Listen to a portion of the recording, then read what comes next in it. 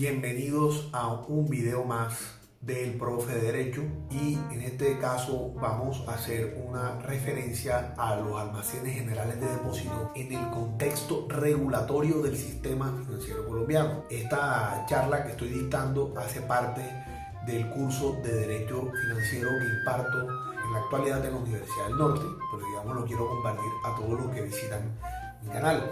¿Qué vamos a hablar en este breve curso? Vamos a aprender cuáles son estas entidades de servicios financieros llamadas almacenes generales de depósito, qué las regulan, qué actividades desarrollan, qué operaciones autorizadas tienen y dónde podemos encontrar más sobre estas entidades financieras. Valga recordar que en todo el contexto de lo que estamos viendo en nuestras clases de derecho financiero, no todas las entidades del sistema financiero hacen parte los establecimientos de crédito. Hay muchos tipos de establecimientos adicionales y dentro de ellos están las sociedades de servicios financieros, dentro de las cuales estamos viendo los almacenes generales de depósito. ¿Qué son los almacenes generales de depósito?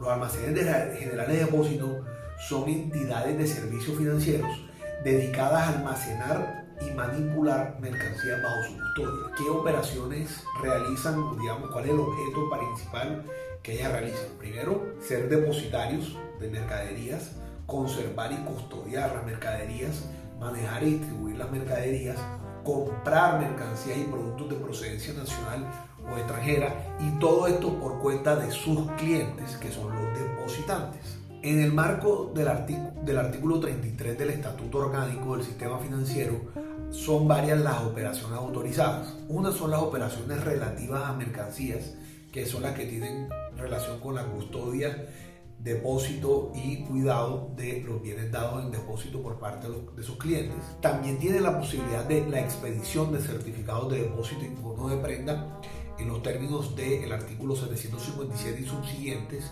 del Código de Comercio.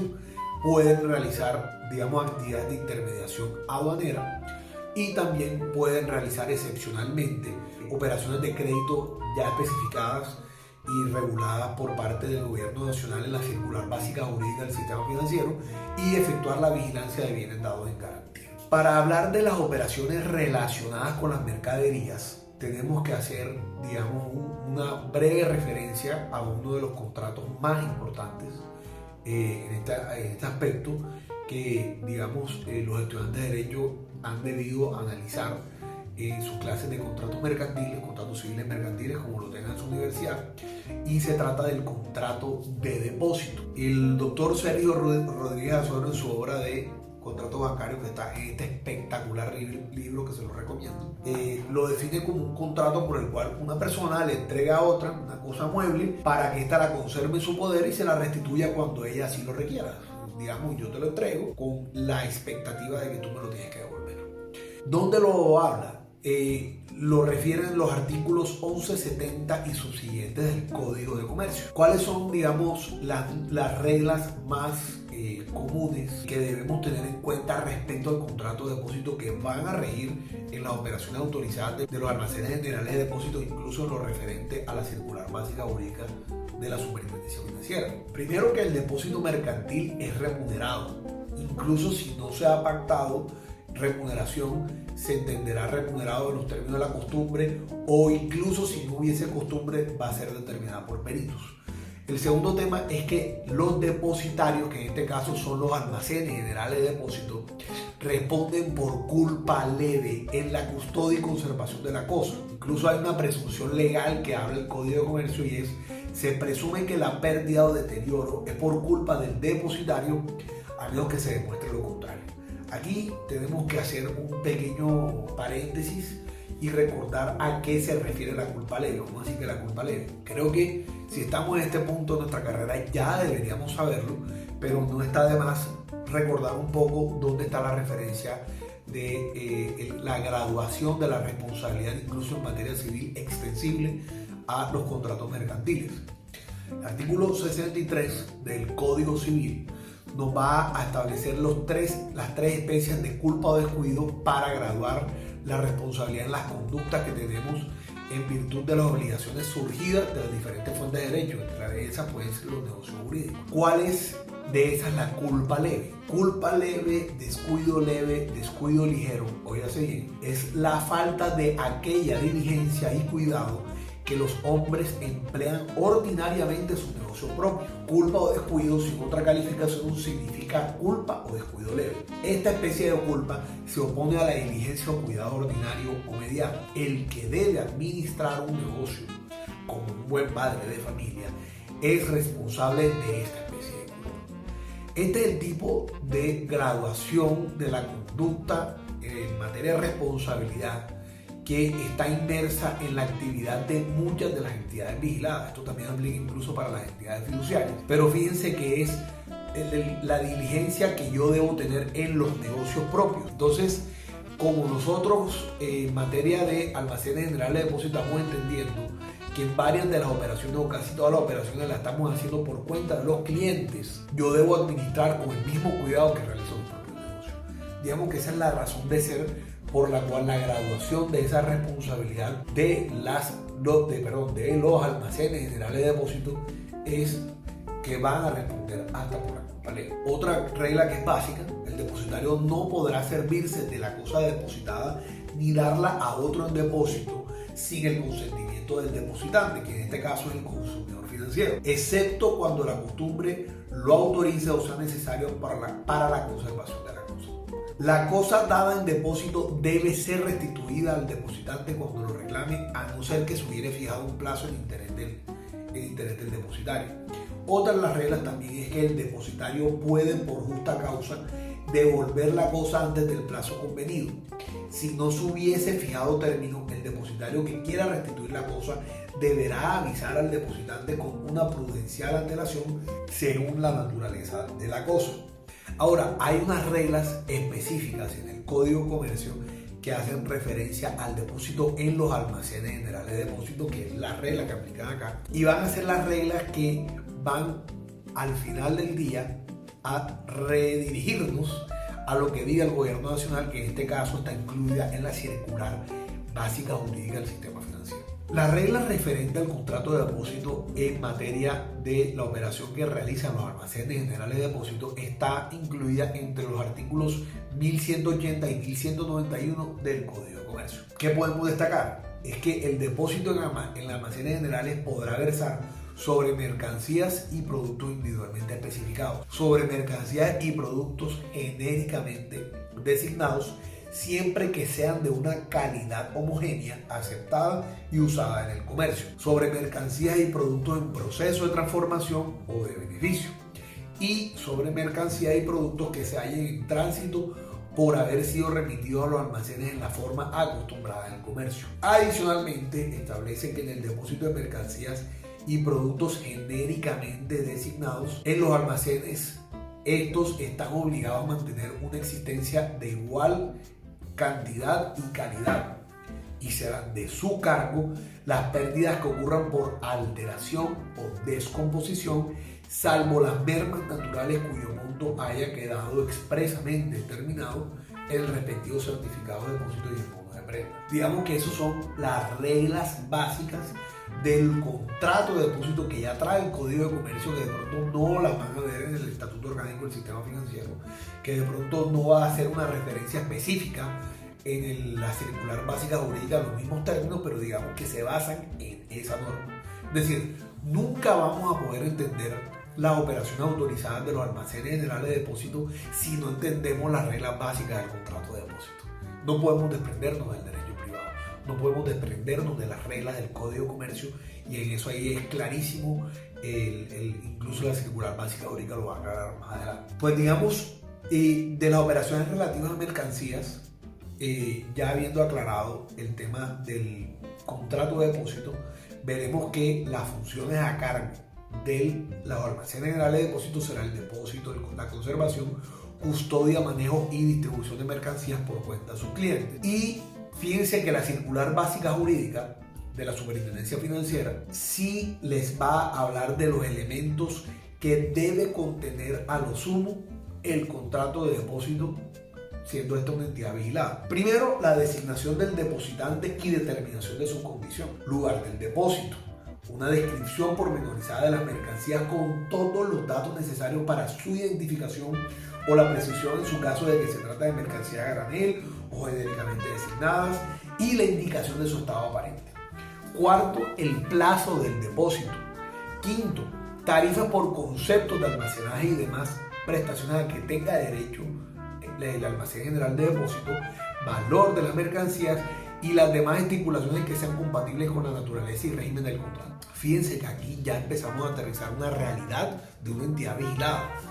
Sí, veíamos que en las reglas básicas del contrato de depósito la remuneración podía estar implícita en la costumbre, podía estar implícita en la fijación de peritos, pero en el caso de los almacenes generales de depósito, que son una entidad vigilada, la circular básica jurídica le dice como regulador: oigan, papito, usted tiene que establecer en el contrato, la tarifa por concepto de almacenaje y demás prestaciones a que tenga derecho. Ahora bien, ¿qué sucede si una entidad financiera, en este caso Almacén General de Depósito, no lo fijare? Digamos, podríamos en un eventual caso aplicar la regla del Código de Comercio, pero la inobservancia de esta regla tiene consecuencias en materia regulatoria administrativa para la entidad de cara con el regulador, que en este caso es la Superintendencia Financiera de Colombia. Es decir, no fijarlo no invalida el contrato, no anula el contrato, pero sí puede acarrear unas consecuencias, digamos, en el manejo administrativo que tiene y debe tener el Almacén General de Depósito. Entonces tenemos que distinguir muy bien el ámbito regulatorio del Almacén General de Depósito y las reglas del contrato de depósito, que digamos no están derogadas por esta circular básica jurídica, que me ha faltado. Porque aparte de la circular básica jurídica termina siendo un acto administrativo regulatorio del Ejecutivo. Ahora bien, según la circular básica jurídica, estas son las clases de depósito. Primero está el depósito provisional, que es aquel que se origina con la entrada parcial de mercancías hasta completar el total anunciado por el cliente, momento del cual se constituye el depósito de conformidad con las categorías que se ponen a continuación, que son las que siguen. Es decir, que el provisional se constituye con una parte del total de mercancías que vamos a depositar. El segundo es el depósito simple o consignación. Es aquel que se constituye una vez haya entrado la totalidad de la mercancía anunciada. Para este depósito se deben expedir recibos que no son negociables. Y ahora hablaremos de la negociabilidad. ¿A qué se refiere ahí ese numeral? Tercero, el depósito con obligación prendaria, que es aquel que se constituye sobre las mercancías de un depósito simple con obligación prendaria. Es decir, que ese depósito va a servir como garantía prendaria, que es la que se constituye con bienes muebles, a favor de una obligación que se determina. Cuarto, el depósito de mercancías sobre las cuales se haya pactado retención a favor de terceros, que es aquel sobre el cual las leyes reconocen la posibilidad de pactar retención o cuando la misma se ha estipulado expresamente en los términos establecidos en el artículo 24-17 del Código Civil. El quinto es el depósito con certificado, que es el sobre el cual los interesados han solicitado la emisión de certificados de depósito. Y finalmente el depósito con certificado y bono de prenda, que es el depósito sobre el cual los interesados han solicitado la expedición de un certificado de depósito y han emitido un bono de prenda para incorporar un crédito. Ahora, sobre el tema de los certificados de depósito y bonos de prenda, antes de ver lo que dice la circular básica jurídica, tenemos que irnos a la regulación del Código de Comercio. Ahora, si hemos llegado a este punto de esta materia, ya ustedes a este punto deberían haber visto su materia de títulos valores y se habrán dado cuenta que existen diferentes títulos valores, es decir, documentos que incorporan un derecho que puede ser exigible a través de una acción cambiaria.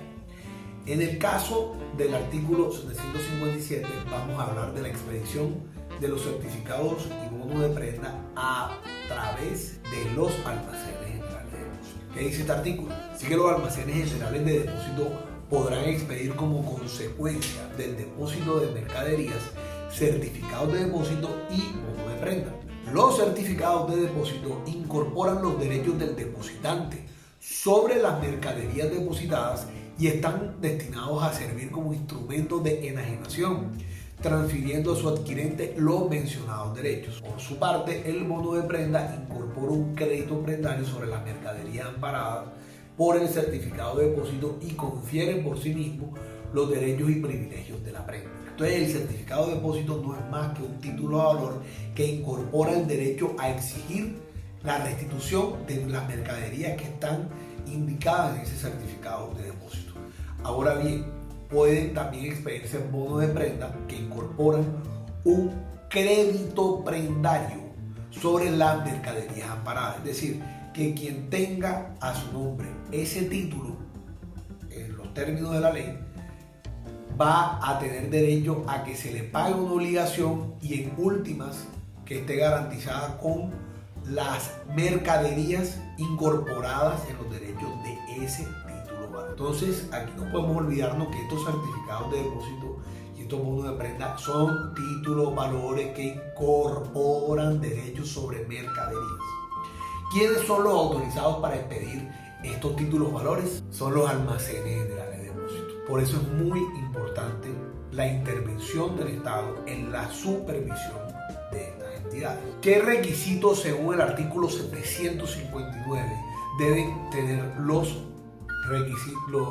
certificados y bonos de prenda? Los certificados de depósito y bonos de prenda deben contener, primero, la mención de ser certificado de depósito o la mención de ser bono de prenda. Segundo, la designación del almacén, el lugar del depósito y la fecha de expedición del documento. Posteriormente, una descripción pormenorizada de las mercancías depositadas con todos los datos necesarios para su identificación o la indicación en su caso de que se trata de mercancías genéricamente designadas. La constancia de haberse constituido el depósito, las tarifas por concepto de almacenaje y demás prestaciones a que tenga derecho el almacén, el importe del seguro y el nombre del asegurador, el plazo del depósito y los demás requisitos que exijan los reglamentos, es decir, las normas que expida el gobierno nacional en desarrollo de esto. Adicional a esos requisitos que están para los certificados de depósito y los bonos de prenda, el artículo 760 da unos adicionales únicamente para los bonos de prenda. ¿Cuáles son? El nombre del beneficiario, en este caso sería el acreedor, el importe y la fecha de vencimiento del crédito que en el bono de prenda se incorpora, el cual se anotará en el certificado al ser emitido el bono, la indicación de haberse hecho en el certificado la anotación de la emisión del bono y las firmas del tenedor del certificado y del almacén que haya intervenido en la operación. Muy importante tenerlo en cuenta. Ahora bien, la regulación sobre la expedición de certificados de depósito y bono de prenda que hace particularmente la circular básica jurídica de la Superintendencia Financiera establece muchas cosas, pero quiero destacar las siguientes. Primero, los almacenes generales de depósito solo pueden expedir certificados de depósito y bonos de prenda cuando se hayan constituido efectivamente el depósito, salvo lo dispuesto en las normas pertinentes. Deben entregar el certificado y en su caso el formulario del bono de prenda a requerimiento y costo del depositante. Tercero, los almacenes deben llevar un libro de registro para el control actualizado en forma clara y completa de los títulos emitidos sin perjuicio de los requisitos propios de la ley de circulación de los títulos. Además, dichos títulos deben contabilizarse en cuentas de oro. Los formularios de certificados de depósito y bonos de prenda deben ser autorizados por la Superintendencia Financiera de Colombia. Excepción a la obligación de depositar previamente las mercancías a la expedición de los certificados de depósito y bonos de prenda es la establecida aquí. La única excepción establecida por la ley a la obligación de depositar previamente las mercancías para constituir sobre ella el certificado de depósito y el bono de prenda la constituye el caso de las mercancías en tránsito de conformidad con lo previsto en el artículo 1183 del Código. En las mercancías destinadas a la exportación y que garanticen bonos de prenda, los almacenes generales de depósito deben velar porque no salgan del país sin que previamente se hayan cancelado dichos bonos, y así muchas otras reglas que ustedes pueden ver en la circular básica. Otra de las funciones que cumplen los almacenes generales de depósito es efectuar labores de intermediación financiera. Otra de las funciones que desarrollan los almacenes generales de depósito es la intermediación aduanera. Ahora, solamente pueden hacer intermediación aduanera respecto a las mercancías que debidamente vengan consignadas para ello, para lo cual deben tener autorización adicional por parte de la Dirección de Impuestos y Aduanas Nacionales. Para la respectiva actuación, el Almacén General de Depósitos, en la carta de aporte o conocimiento de embarque o en su defecto en el documento de transporte respectivo, debe aparecer como consignatario de la mercancía o que ésta se endose a su favor. Digamos que es una labor que pueden realizar los almacenes generales de depósitos, pero adicional a estar autorizados para funcionar por la Superintendencia Financiera, tienen que tener esta autorización particular por parte de la DIAN. Ahora bien, otra de las operaciones que pueden realizar los almacenes generales de depósito son ciertas operaciones de crédito a las cuales nos vamos a referir en este momento. El Estatuto Orgánico del Sistema Financiero sobre el Particular establece que estos almacenes pueden otorgar crédito directo a sus clientes o gestionarlo por cuenta de estos sin responsabilidad para suplir los gastos que se produzcan y guarden relación con la prestación de sus servicios diferentes a las tarifas de almacenamiento, sin que el total del crédito otorgado por el almacén sobrepase el 30% del valor de la respectiva mercancía, la cual se mantendrá depositada guardando siempre el porcentaje citado en relación con el monto o saldo del crédito pendiente. O sea, ahí hay una limitación muy particular, y es que pueden efectuar operaciones de crédito los almacenes generales de depósito a favor de sus clientes, pero única y exclusivamente para financiar gastos diferentes a las tarifas de almacenamiento, que son las que están pactadas en el contrato de depósito. Es decir, gastos relacionados particularmente con el almacenaje sin que tengan que ver con la remuneración directa del almacén general de depósito. Otra de las limitaciones que se establecen es que los créditos que otorgan los almacenes generales de depósito solo pueden ser otorgados con recursos propios del almacén, el cual deberá, y esto es una exigencia regulatoria, exigir adecuada garantía a sus clientes. O sea, es el mismo requerimiento que la Superintendencia Financiera le hace a los bancos, por ejemplo, cuando prestan dinero al público. El crédito directo que los almacenes generales de depósito, en los términos de la circular básica jurídica de la Superintendencia Financiera, pueden otorgar o gestionar en beneficio a sus clientes en los términos del artículo 33, numeral 5 del Estatuto Orgánico del Sistema Financiero, que lo acabamos de ver, deben ajustarse a los siguientes requisitos. Primero, solo puede tener objeto suplir los gastos que se produzcan y guarden relación con la prestación de los servicios a cargo del Almacén General de Depósitos, con exclusión de las tarifas de almacenamiento, que lo acabamos de decir. Segundo, solo puede destinarse a sufragar los gastos actuales o futuros, quedando excluidos los pasados. Por tanto, entre la fecha de crédito, la prestación del servicio y la cancelación del gasto no puede existir más de 6 meses de diferencia. Plazos mayores indican que la financiación no es oportuna y no cumple con el objeto de la ley.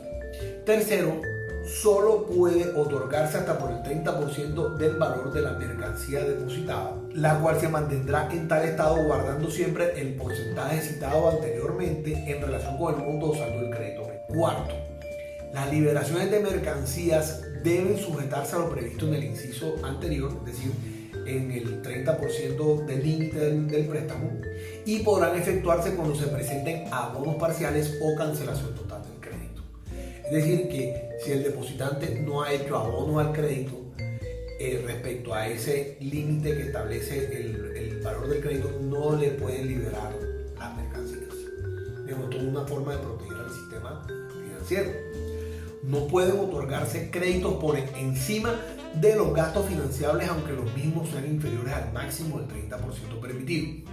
El almacén general debe mantener soporte, es decir, prueba de estas operaciones. Cuando se otorguen créditos directos o se gestionen por cuenta de los clientes, las mercancías deben estar depositadas en los almacenes generales de depósito y su liberación debe efectuarse en forma proporcional al abono hecho al crédito.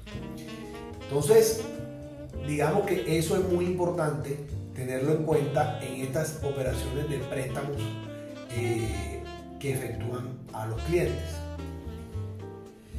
Uno de los últimos temas que vamos a ver para efectos de los almacenes generales de depósito va a ser la responsabilidad. Nosotros ya habíamos dejado claro que los depositarios, en los términos incluso del Código de Comercio, responden hasta por culpa leve. Listo.